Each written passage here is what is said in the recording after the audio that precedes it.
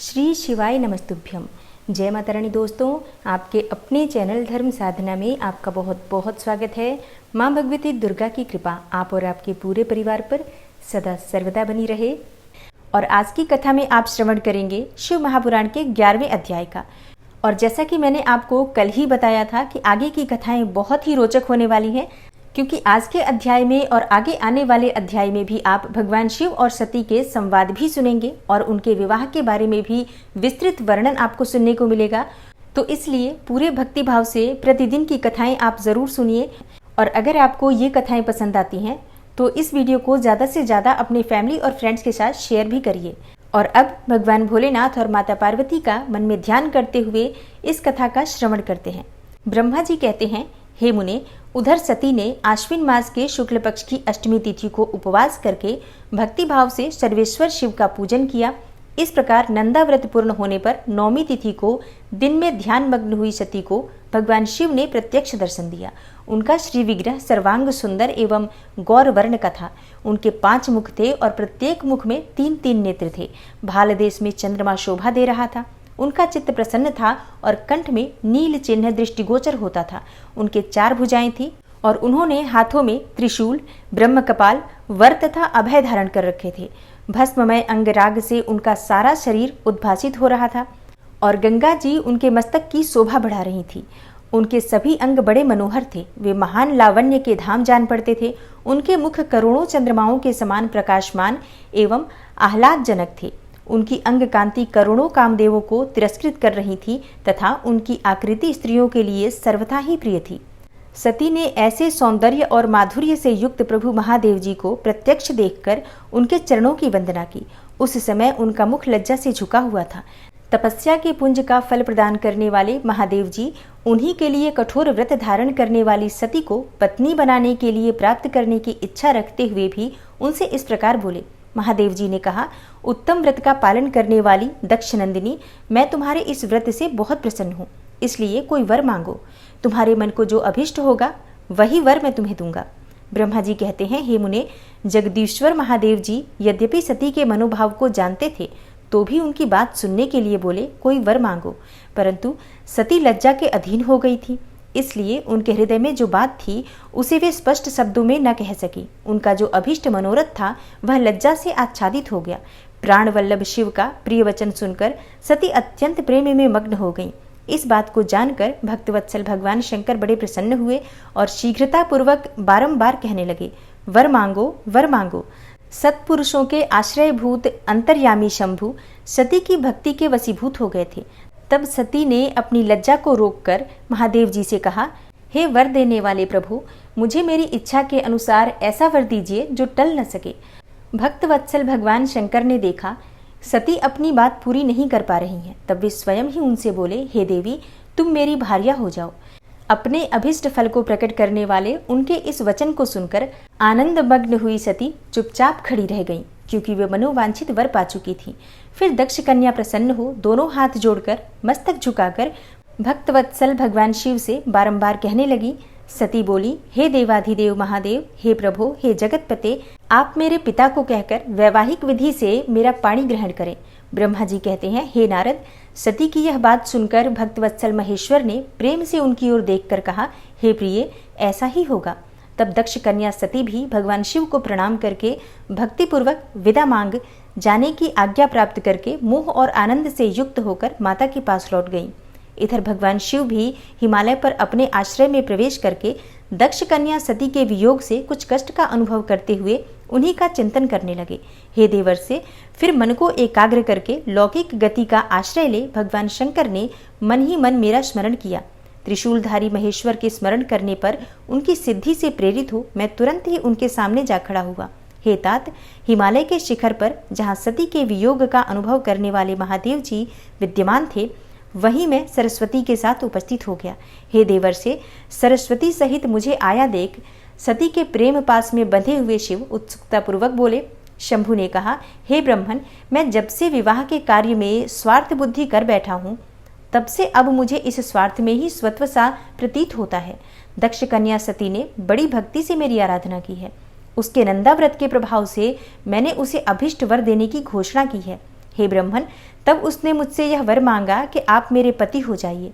यह सुनकर सर्वथा संतुष्ट हो मैंने भी कह दिया कि तुम मेरी पत्नी हो जाओ। तब दाक्षायणी सती मुझसे बोली, हे जगतपते, आप मेरे पिता को सूचित करके वैवाहिक विधि से मुझे ग्रहण करें।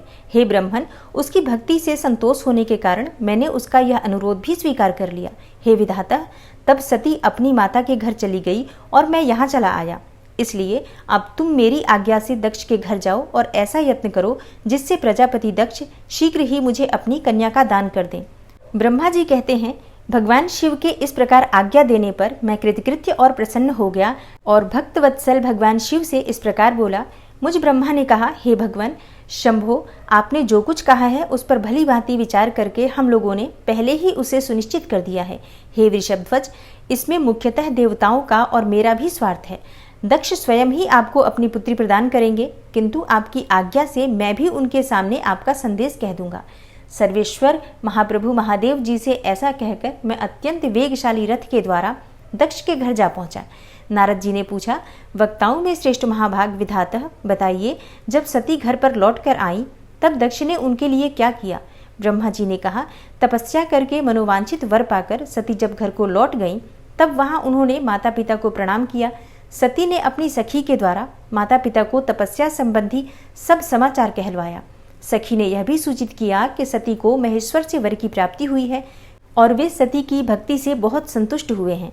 सखी के मुंह से सारा वृतांत सुनकर माता पिता को बड़ा आनंद प्राप्त हुआ और उन्होंने महान उत्सव किया। उदार चित्ता दक्ष और महामनस्विनी वीरिणी ने ब्राह्मणों को उनकी इच्छा के अनुसार द्रव्य दिया तथा अन्यान्य अंधों और दीनों को भी धन बांटा और प्रसन्नता बढ़ाने वाली अपनी पुत्री को हृदय से लगाकर माता वीरिणी ने उनका मस्तक सूंघा और आनंद मग्न होकर उसकी बारंबार प्रशंसा की। तदनंतर कुछ काल व्यतीत होने पर धर्मज्ञों में श्रेष्ठ दक्ष इस चिंता में पड़े कि मैं अपनी इस पुत्री का विवाह भगवान शंकर के साथ किस तरह करूं। महादेव जी प्रसन्न होकर आए थे, पर वे तो चले गए। अब मेरी पुत्री के लिए वे फिर कैसे यहाँ आएंगे? यदि किसी को शीघ्र ही भगवान शिव के निकट भेजा जाए तो यह भी उचित नहीं जान पड़ता, क्योंकि यदि वे इस तरह अनुरोध करने पर भी मेरी पुत्री को ग्रहण ना करें तो मेरी याचना निष्फल हो जाएगी। तब ब्रह्मा जी कहते हैं कि इस प्रकार की चिंता में पड़े हुए प्रजापति दक्ष के सामने मैं सरस्वती के साथ सहसा उपस्थित हुआ। तब मुझ पिता को आया देख दक्ष प्रणाम करके विनीत भाव से खड़े हो गए और उन्होंने मुझ स्वयंभू को यथा योग्य आसन दिया।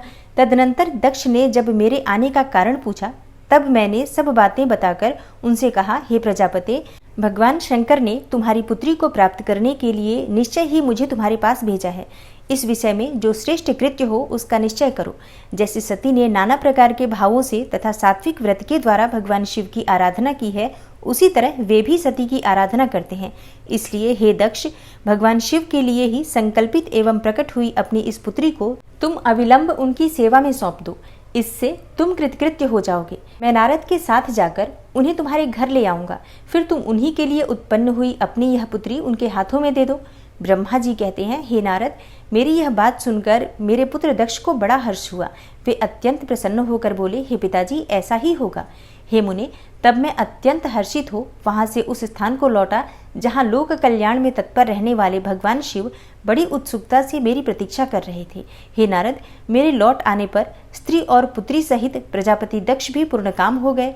वे इतने संतुष्ट हुए मानो अमृत पीकर अघा गए हों। ब्रह्मा जी कहते हैं, हे नारद, तदनंतर मैं हिमालय के कैलाश शिखर पर रहने वाले परमेश्वर महादेव शिव को लाने के लिए प्रसन्नतापूर्वक उनके पास गया और उनसे इस प्रकार बोला, हे वृषध्वज, सती के लिए मेरे पुत्र दक्ष ने जो बात कही है उसे सुनिए और जिस कार्य को वे अपने लिए असाध्य मानते थे उसे सिद्ध हुआ ही समझिए। दक्ष ने कहा है कि मैं अपनी पुत्री भगवान शिव के ही हाथ में दूंगा, क्योंकि उन्हीं के लिए यह उत्पन्न हुई है। शिव के साथ सती का विवाह हो, यह कार्य तो मुझे स्वतः ही अभिष्ट है। फिर आपके भी कहने से इसका महत्व और भी अधिक बढ़ गया है। मेरी पुत्री ने स्वयं इसी उद्देश्य से भगवान शिव की आराधना की है और इस समय शिव जी भी मुझसे इसी के विषय में अन्वेषण कर रहे हैं। इसलिए मुझे अपनी कन्या अवश्य ही भगवान शिव के हाथ में देनी है। हे विधाता, वे भगवान शंकर शुभ लग्न और शुभ मुहूर्त में यहाँ पधारें तो उस समय मैं उन्हें शिक्षा के तौर पर अपनी यह पुत्री दे दूंगा। वृषभध्वज, मुझसे दक्ष ने ऐसी बात कही है, अतः आप शुभ मुहूर्त में उनके घर चलिए और सती को ले आइए।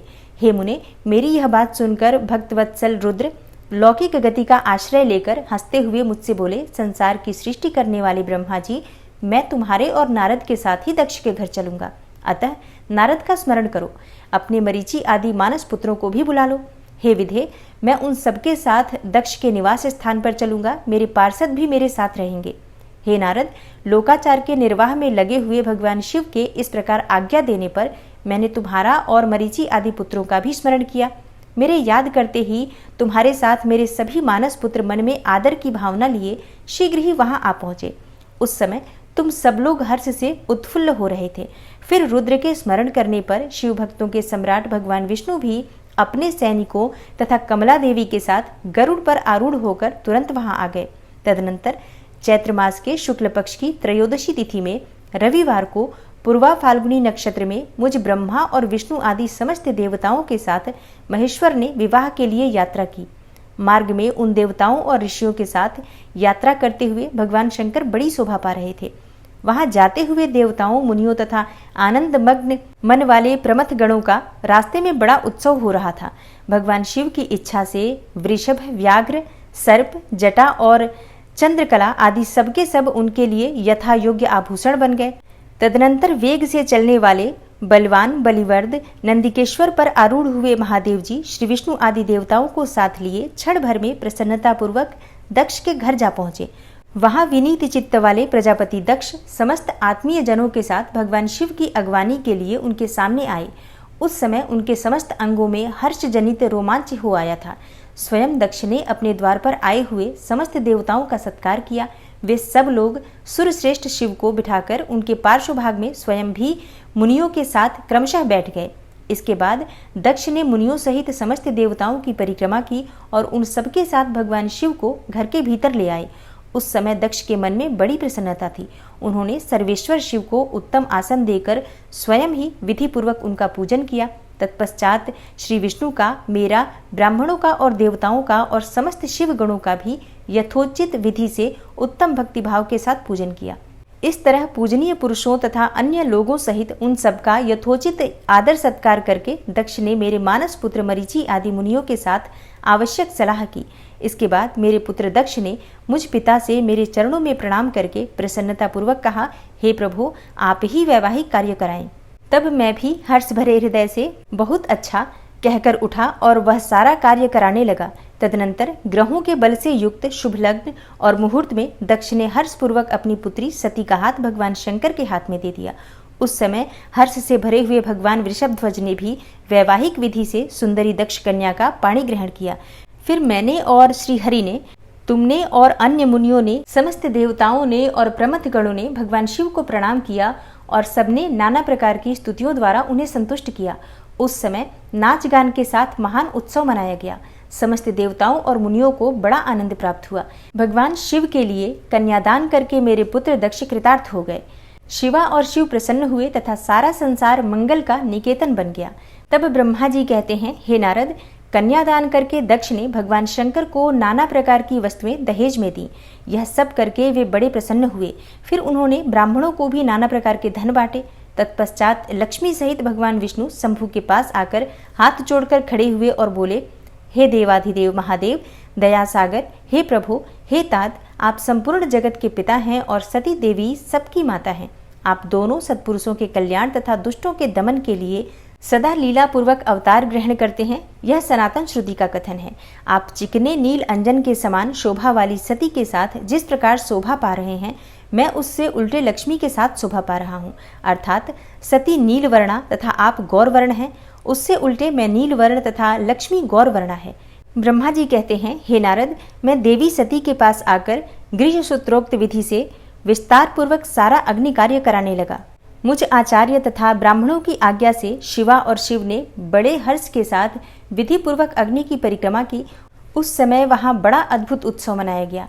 गाजे बाजे और नृत्य के साथ होने वाला यह उत्सव सबको बड़ा सुखद जान पड़ा। तदनंतर भगवान विष्णु बोले, हे सदाशिव, मैं आपकी आज्ञा से यहाँ शिव तत्व का वर्णन करता हूँ। समस्त देवता तथा दूसरे दूसरे मुनि अपने मन को एकाग्र करके इस विषय को सुने। हे भगवान, आप प्रधान और अप्रधान, प्रकृति और उससे अतीत हैं। आप अनेक भाग हैं, फिर भी आप भाग रहित हैं। ज्योतिर्मय स्वरूप वाले आप परमेश्वर के ही हम तीनों देवता अंश हैं। आप कौन हैं, मैं कौन हूँ और ब्रह्मा कौन है? आप परमात्मा के ही ये तीन अंश हैं जो सृष्टि, पालन और संहार करने के कारण एक दूसरे से भिन्न प्रतीत होते हैं। आप अपने स्वरूप का चिंतन कीजिए। आपने स्वयं ही लीलापूर्वक शरीर धारण किया है। आप निर्गुण ब्रह्म रूप से एक हैं। आप ही सगुण ब्रह्म हैं और हम ब्रह्मा, विष्णु तथा रुद्र तीनों आपके अंश हैं।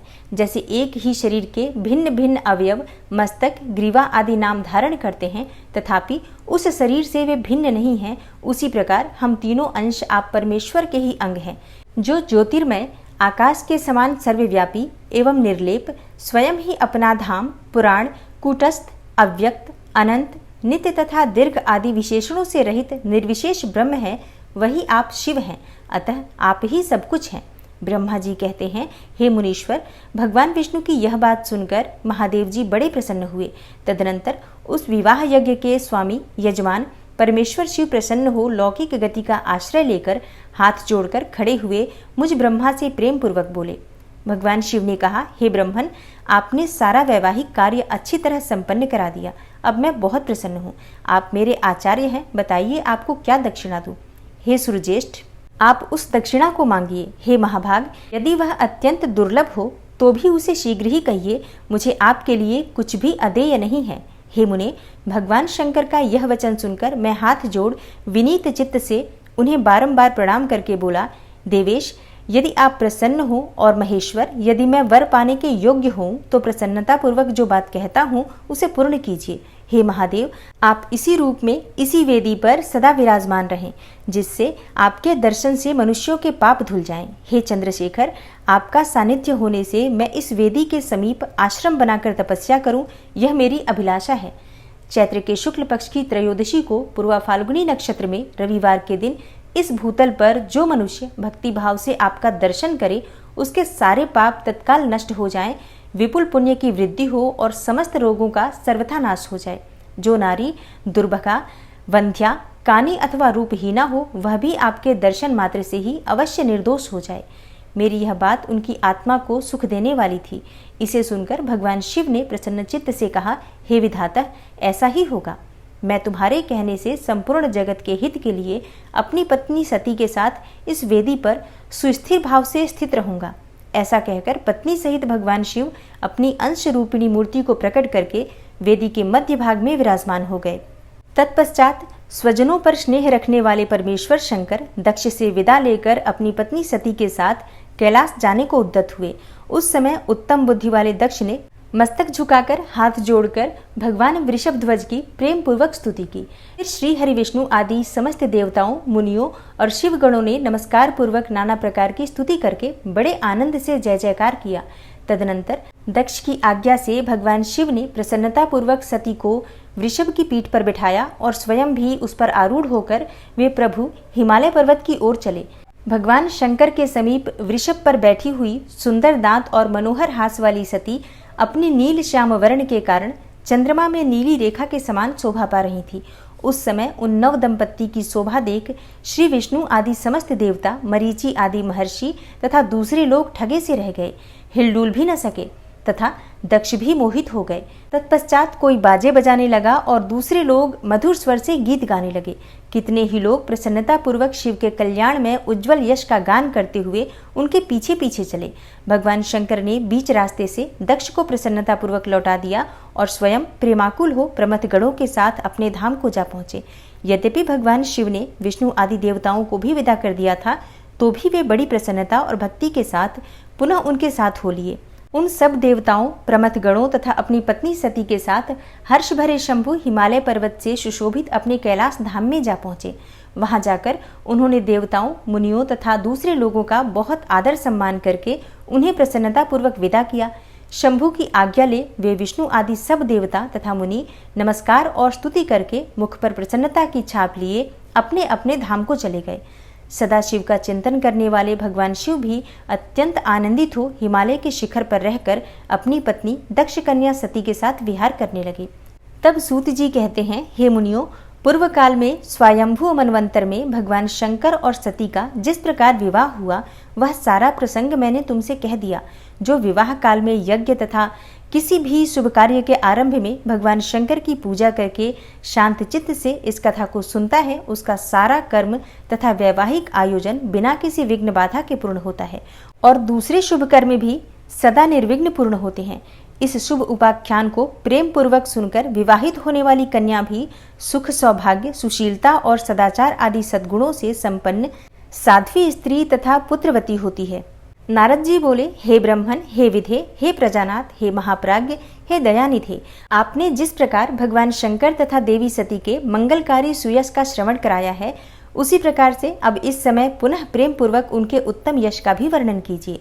उन शिव दंपत्ति ने वहां रहकर कौन सा चरित्र किया था यह भी बतलाइए। ब्रह्मा जी कहते हैं, हे मुने, अब तुम मुझसे सती और शिव के चरित्र का प्रेम से श्रवण करो। वे दोनों दंपत्ति वहां लौकिकी गति का आश्रय लेकर नित्य निरंतर क्रीड़ा किया करते थे।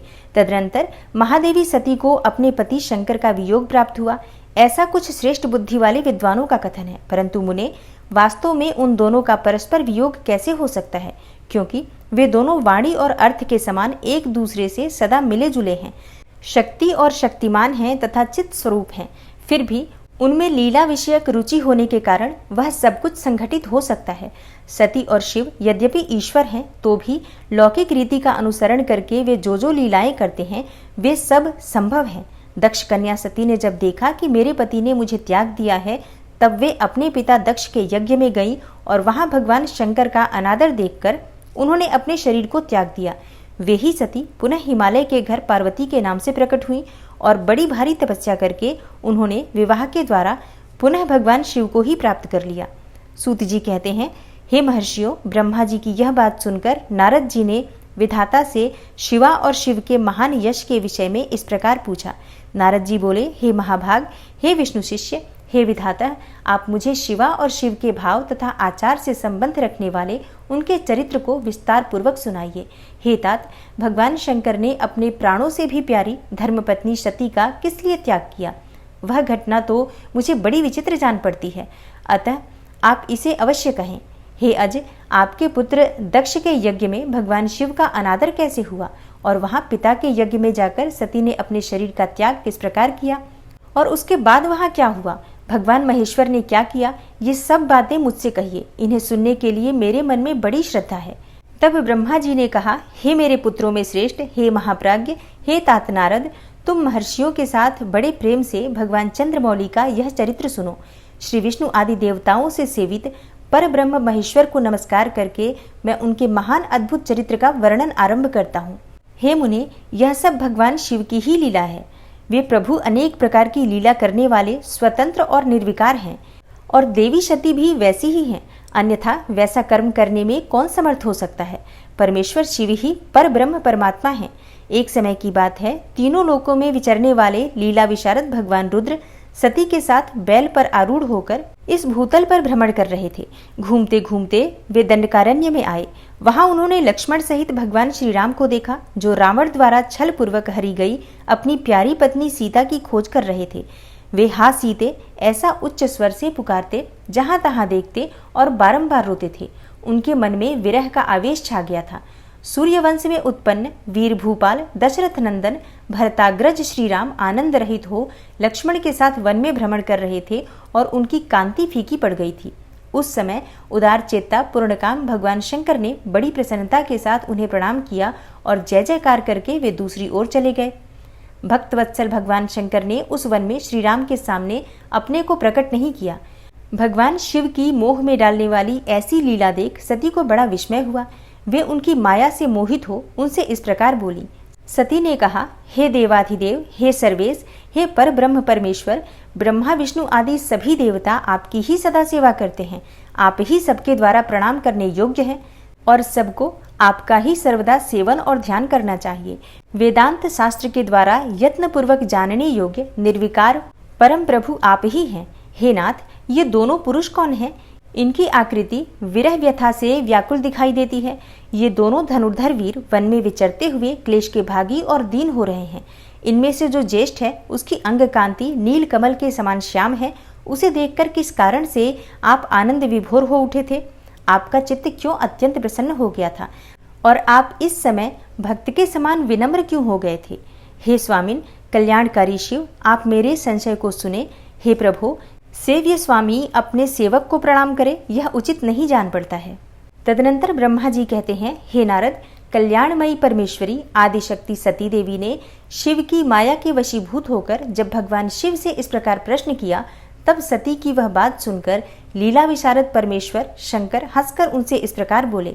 परमेश्वर ने कहा, हे देवी सुनो, मैं प्रसन्नता पूर्वक यथार्थ बात कहता हूँ, इसमें छल नहीं है। वरदान के प्रभाव से ही मैंने इन्हें आदर पूर्वक प्रणाम किया है।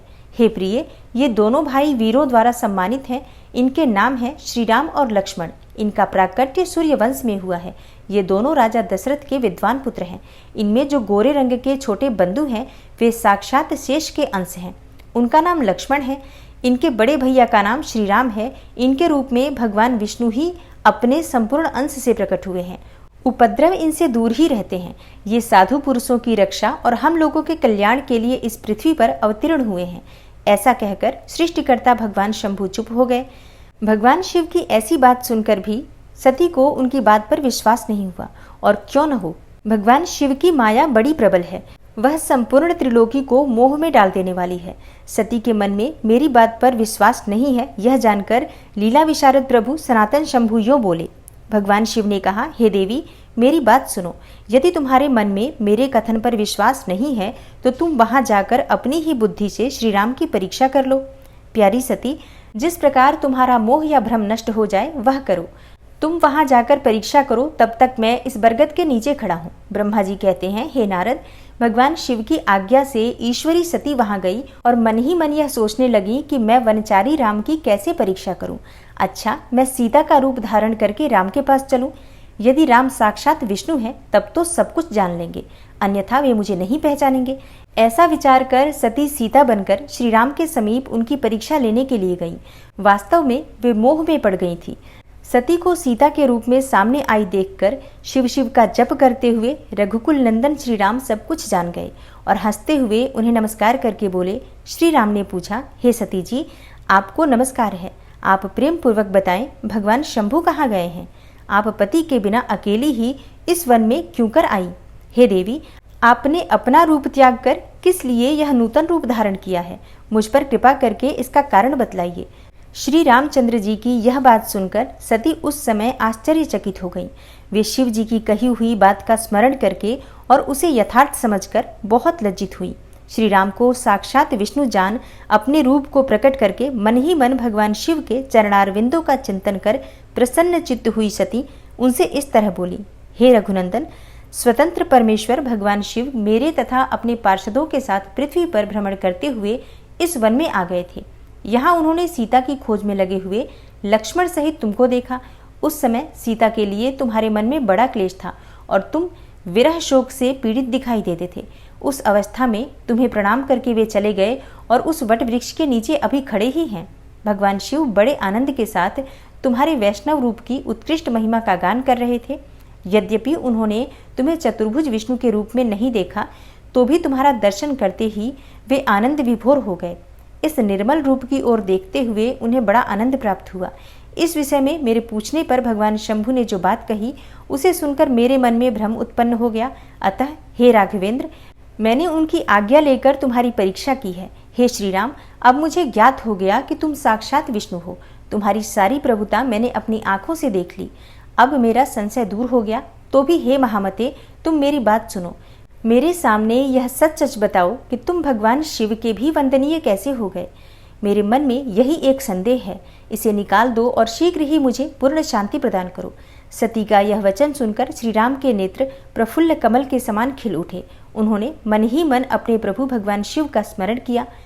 इससे उनके हृदय में प्रेम की बाढ़ आ गई।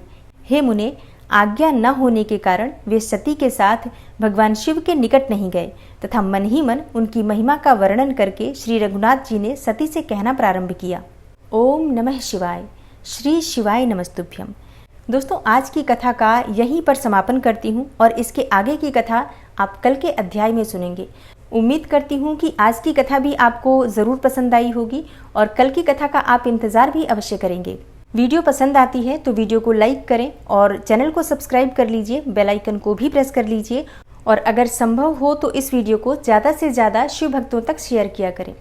मैं मिलती हूँ आपसे कल की कथा में, तब तक के लिए हर हर महादेव, जय भोलेनाथ।